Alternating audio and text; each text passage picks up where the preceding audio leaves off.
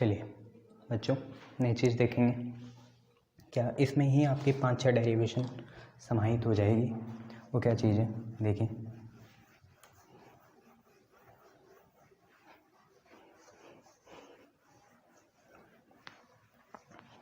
Heading का नाम है, हमें कंडीशंस ऑब्टेन करनी है। कंडीशंस फॉर कंस्ट्रक्टिव मतलब maximum intensity and destructive interference. जहाँ भी हमारी पहली डेरिवेशन ख़त्म हो जाएगी हम D1 लिख देंगे, दूसरी पे D2, तीसरे पे D3। तो conditions for constructive and destructive interference ये हम लोगों को समझना है। वही यूज़ करेंगे जो पहले वेव में यूज़ करते थे। डिस्प्लेसमेंट वाली इक्वेशन करेंगे। तो let two waves from two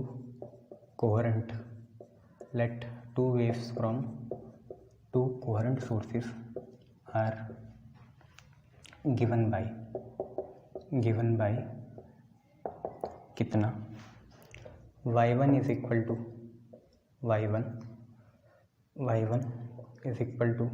a sin omega t और y2 is equal to b sin omega T plus five. इससे कोई फ़र्क नहीं पड़ेगा कि कौन लीड कर रहा है कौन लैग। आप ओमेगा टी माइनस फाइव कर लो, यहाँ प्लस कर लो, वहाँ कुछ ना रखो, कोई दिक्कत वाली बात नहीं है।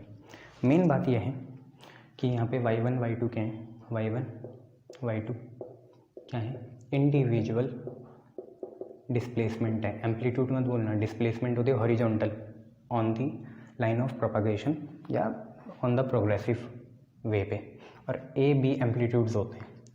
ओमेगा आपको पता है एंगुलर फ्रीक्वेंसी है। ये शर्म की बात है कि एंगुलर वेलोसिटी फ्रीक्वेंसी की एक ही सिंबल है, एक ही यूनिट है, सब चीज़ एक ही है, फार्मूला भी एक ही है, बट कोई बात नहीं। इंडिविजुअल डिस्प्लेसमेंट y1 y2 क्या है आपके इंडिविजुअल डिस्प्लेसमेंट है। ए बी क्या है, ए बी है इंडिविजुअल एम्पलीट्यूड, इंडिविजुअल एम्पलीट्यूड, यह है इंडिविजुअल एम्पलीट्यूड। क्लियर है एकदम? शाबाश। अब एक बात है कि मैं आपको ये बताते चलूँ, ये इंडिविजुअल डिस्प्लेसमेंट है, वो इंडिविजुअल एम्पलीट्यूड है। फाई क्या है? फाई है आपका इनिशियल फेज एंगल। फाई आपका कुछ और नहीं है, इनिशियल फेज एंगल है। फाइनली कुछ और होगा, इनिशियल कुछ और है तो ये कोहेरेंट सोर्सेज है ना, इंटरफेरेंस पैटर्न बनाएंगे ये, ठीक है जी। कोई दिक्कत वाली बात इसमें है नहीं, इंटरफेरेंस पैटर्न तो इन्होंने बनाना ही है, ठीक है, कोई दिक्कत वाली बात नहीं, इंटरफेरेंस पैटर्न तो इन्होंने बनाना ही है। तो ये हमारी इनिशियल फेज एंगल हो गया। 2-3 बातें मैं और बताऊं। Let these two waves interfere, ये तो वेव क्या कर गई, इंटरफेयर कर गई इंटरफेरेंस पैटर्न के लिए, क्योंकि कोहेरेंट से निकल रही हैं। तो ये दोनों वेव ने क्या कर दिया, इंटरफेयर कर लिया, इंटरफेरेंस पैटर्न बना लिया to form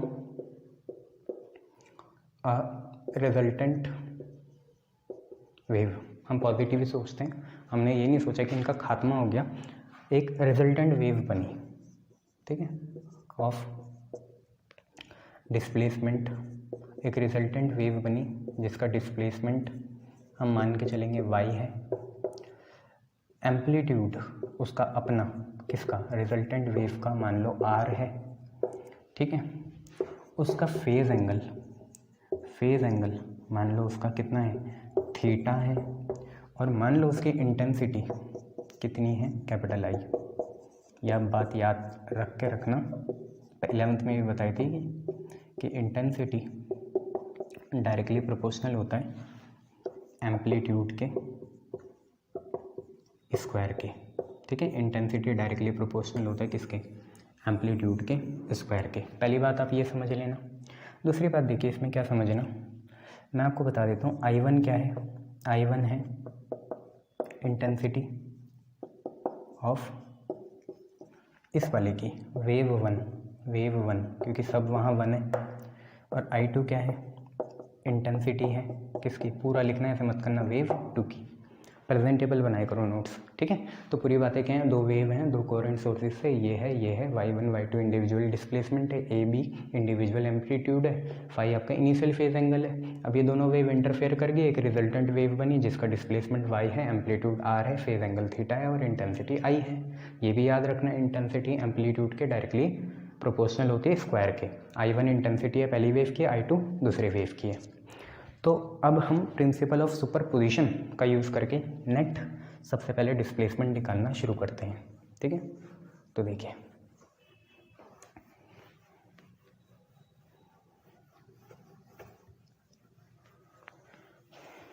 using POS principle of superposition, आप पूरा लिखिएगा।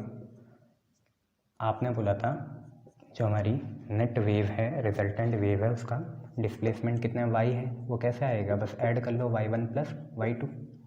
इसका मतलब y की वैल्यू क्या आई, y1 कितना है, a साइन ओमेगा t है, प्लस y2 कितना है, b sine omega t plus phi है। ये हमने लिख दिया। अब इसके बाद क्या है, इसके बाद एक सिंपल सी बात है कि आपको साइन a प्लस बी का फॉर्मूला लगाना है। कहाँ सर, यहाँ बेटा, ये a है, ये b है, ठीक है। a b यहाँ कुछ नहीं है, ऐसे ही बता रहा हूँ। साइन a प्लस बी क्या होगा, साइन का a कॉस का b प्लस कॉस का a साइन का b, कहीं भी लिख लो इसे, है ना। जब मैं खोलूँगा तो दिक्कत ना हो। साइन का a कॉस का b प्लस कॉस का a साइन का b, तो y देखिए क्या बना, a साइन ओमेगा t तो था ही, प्लस b ऐसी है, और साइन a प्लस b, तो साइन का a साइन का ओमेगा t, कॉस का b तो कॉस का फाई, प्लस कॉस का ओमेगा t और साइन का फाई हो जाएगा, ठीक है भैया। ये बातें, साइन का ओमेगा टी कॉस का फाई, कॉस का ओमेगा टी साइन का फाई, ये वाला नीचे वाला फॉर्मूला लगाया जो मिटा दिया। सर अब क्या करें, अब इसे खोल के लिख लो, ए साइन ओमेगा टी, बी के साथ गया ये साइन ओमेगा टी और कौन, कॉस फाई, फिर बी के साथ गया कौन, कॉस ओमेगा टी और कौन, साइन फाई, ये चीज़ गई। अब आपको कुछ नहीं करना, मैं आपसे एक चीज़ कह रहा हूँ कि आप साइन ओमेगा टी कॉमन ले लीजिए। साइन ओमेगा टी कॉमन लिया आपने, आप पे आया कितना, यहाँ से आया ए और वहाँ से आया बी कॉस फाई, तो ए प्लस बी कॉस फाई, और यहाँ तो कॉमन नहीं ले सकते बट आप कॉस ओमेगा टी अलग ही लिखिए, तो कॉस ओमेगा टी ऐसे रहने दिया और यहाँ बना बी साइन फाई। क्लियर इतना, ठीक है।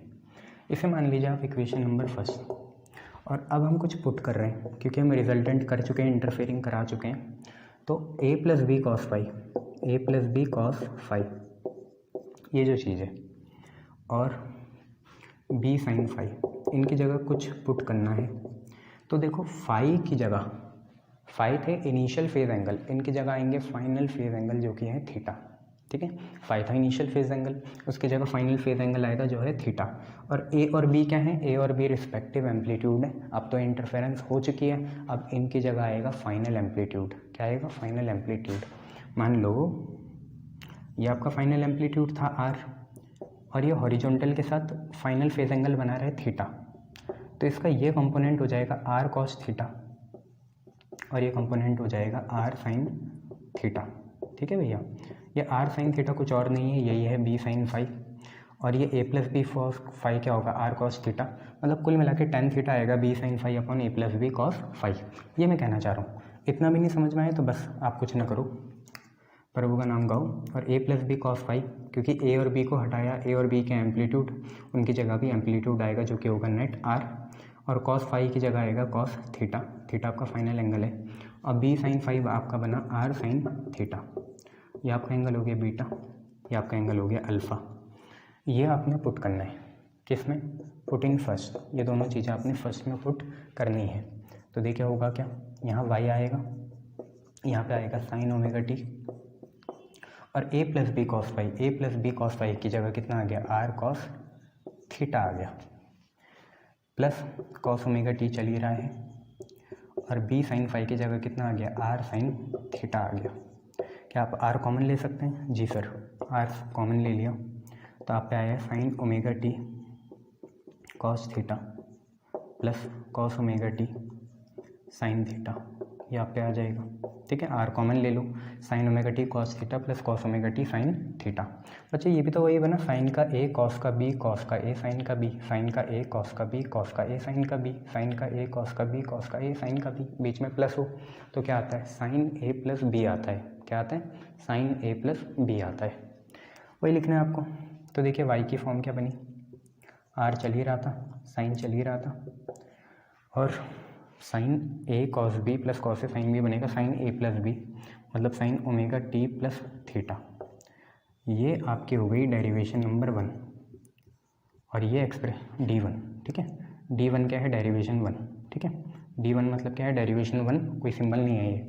और ये एक्सप्रेशन आया किसका, रिजल्टेंट, रिजल्टेंट इस साइड क्या है, इस साइड डिस्प्लेसमेंट, तो ये रिजल्टेंट डिस्प्लेसमेंट का एक्सप्रेशन आया, ठीक है। किसका एक्सप्रेशन आया भैया, रिजल्टेंट डिस्प्लेसमेंट का आया, ये आप याद रखिएगा। क्लियर है इतनी बातें, बोलो हाँ या ना, यस सर क्लियर है।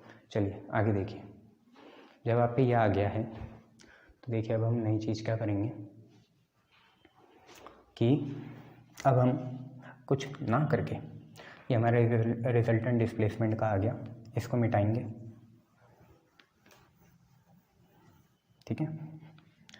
इस पूरे को मिटाएंगे, अल्फ़ा बीटा वाला छोड़ देंगे, अल्फ़ा बीटा वाला छोड़ दिया ये, ठीक है, ये छोड़ दिया हमने। अब देखें यहाँ क्या है, हमने क्या करना है, सबसे पहले dividing equation beta by alpha, ये हमें देगा डेरिवेशन नंबर 2 D2, ये हमें देगा डेरिवेशन नंबर 2। बीटा को अल्फ़ा से डिवाइड करेंगे, बीटा के इधर क्या है, आर साइन थीटा है, और अल्फ़ा के इधर क्या है, आर कॉस थीटा। उल्टा मत समझना, उल्टा मत करना, आर साइन थीटा का भाई आर कॉस थीटा है, तो यहाँ आर कॉस थीटा ही लगाना। इधर देखिए क्या है, बी साइन फाई है, बी साइन फाई, नीचे क्या है, A plus B cos phi है, तो यहाँ लिख देंगे A plus B cos phi, ये हमने लिख लिया। भैया आर से R cancel, sine upon cos बना 10, तो टेन थीटा की वैल्यू आई कितनी, बी साइन फाई अपॉन कितना, A plus B cos phi, ये आप पे आई। आप जैसे ही 10 को उधर भेजोगे तो वो इन्वर्स बनेगा, तो थीटा आपका आ जाएगा 10 इन्वर्स कितना, बी साइन फाई अपॉन ए प्लस बी कॉस फाई, यहाँ पे आ जाएगा बी साइन फाई अपॉन ए प्लस बी कॉस फाई। ये क्या है, इस साइड क्या है, रिजल्टेंट फेज एंगल है, तो ये रिजल्टेंट फेज एंगल की डेरिवेशन हुई, रिजल्टेंट फेज एंगल की, ये इनिशियल एंगल है, ये एम्पलीट्यूड है, तो ये रिजल्टेंट फेज एंगल की डेरिवेशन हुई, ठीक है भैया। किसकी हुई, रिजल्टेंट फेज एंगल की डेरिवेशन हुई। Clear, good. चलिए नेक्स्ट देखिए, अब हम स्क्वायरिंग एंड एडिंग करेंगे और डेरिवेशन नंबर 3 आएगी। अल्फ़ा और बीटा को पहले स्क्वायर करेंगे फिर ऐड करेंगे। तो हम पे है squaring and adding alpha and beta. Alpha और बीटा को हमने क्या करना है, स्क्वायर करना है, फिर क्या करना है, ऐड करना है। तो इस साइड क्या है, A plus B cos phi है, A plus B cos phi, इसका करेंगे स्क्वायर और प्लस कर देंगे। इस साइड क्या है, बी साइन फाई है, उसका करेंगे स्क्वायर, बी साइन फाई, इसका करा स्क्वायर। इस साइड क्या है बेटा, आर कॉस थीटा है, इसका करा स्क्वायर। इस साइड क्या है बच्चे, आर साइन थीटा है, इसका करा स्क्वायर, आर साइन थीटा का भी करा स्क्वायर। खोला इसे तो ये खुलेगा, कितना आएगा, ए प्लस बी का whole square a square plus B cos phi का होल स्क्वायर मतलब b square cos square phi plus 2 times of a b cos phi, a b cos phi plus यहाँ है बी साइन फाई का whole square मतलब ये बना b square sine square phi. यही बराबर आया, इस साइड क्या है, are square cos square theta, उस साइड क्या है, are square sine square theta. ये चीज़ है। अब अगर ये हो गया, इसे मिटाते हैं। आप ये देखिए, इसको और इसको कॉमन ले लीजिए, इसको और इसको भी कॉमन ले लीजिए, मतलब यहाँ से आर स्क्वायर वहाँ से बी स्क्वायर, तो देखिए क्या बना, ए स्क्वायर बना प्लस यहाँ देखिए क्या है, बी स्क्वायर कॉमन ले लिया, इधर से आया कॉस स्क्वायर फाई, उधर से आया sine square phi plus 2ab cos phi, 2 times of ab cos phi. इस साइड क्या है, आर स्क्वायर कॉमन ले लो, आर स्क्वायर कॉमन लेंगे, साइन स्क्वायर थीटा प्लस कितना है कॉस स्क्वायर थीटा है। आप ही देखें एंगल कुछ भी हो, sine square theta plus cos square theta या sine square phi plus cos square phi कितना होता है, 1 होता है। तो आपका यह आया ए स्क्वायर, यहाँ आया बी स्क्वायर, ये हो गया 1, वो है 2ab cos phi, 2ab cos phi. इधर आया आर स्क्वायर, ठीक है जी, ये चीज़ है। इसे आप मान लीजिए अपनी इक्वेशन नंबर 2 और आर की वैल्यू आ गई under root a square plus B square plus 2ab साथ में कौन कॉस फाई, यहाँ पे आ गई एक डेरिवेशन नंबर 3, नहीं चौथी होगी ना, पता नहीं, डेरिवेशन नंबर कुछ भी होगी ये डाल लेना। इस साइड क्या है रिजल्टेंट, आर क्या था एम्पलीट्यूड, तो ये फॉर्मूला आया रिजल्टेंट एम्पलीट्यूड का, ये फॉर्मूला है रिजल्टेंट एम्पलीट्यूड का, याद रखिएगा, ठीक है जी। किसका फॉर्मूला है, ये रिजल्टेंट एम्पलीट्यूड का है। चलिए बहुत बढ़िया। अब हम एक नई चीज़ करेंगे यहीं पे, क्योंकि इंटेंसिटी और एम्पलीट्यूड क्या होता है, डायरेक्टली प्रोपोर्शनल होते हैं। तो यहीं पे लिखेंगे डेरिवेशन नंबर 5 आएगी आपकी कि मैंने मिटा दिया, आप सेकंड इक्वेशन याद रखना क्या है, are square is equal to, यहाँ लिख लेता हूँ कितनी है, are square is equal to A square plus B square plus 2ab और यहाँ पे कितना है कॉस फाई है, ये है ना, गुड।